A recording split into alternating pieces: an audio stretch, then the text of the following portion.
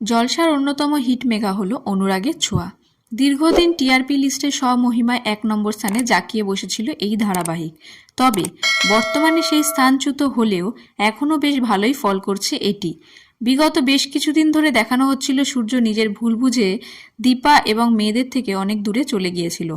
সবার থেকে দূরে গিয়ে একটি গ্রামে চিকিৎসা করছিল সেখানকার মানুষদের। যাওয়ার আগে দীপাকে বলে গিয়েছিল তার সব চিহ্ন যেন সে মুছে দেয়। কিন্তু এবার কি আবার জোড়া লাগবে সূর্যদীপার সংসার? আজ এবং কাল অনুরাগের ছোঁয়ায় চলবে মহাপর্ব। সেখানে কি আবারও সব বাধা অতিক্রম করে সূর্য এবং দীপাকে কাছাকাছি আসতে দেখা যাবে? জোড়া লাগবে তাদের ভেঙে যাওয়া সংসার?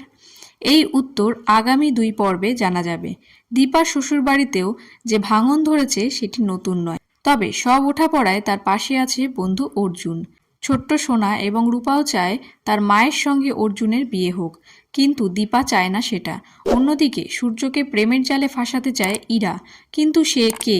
পারবে কি সূর্যকে বশ করতে, নাকি সব বাধা বিপত্তি কাটিয়ে আবার এক হবে সূর্য দীপা? সম্পর্কের মোড় কোন দিকে ঘুরবে সেটা এখন সময়েরই অপেক্ষা।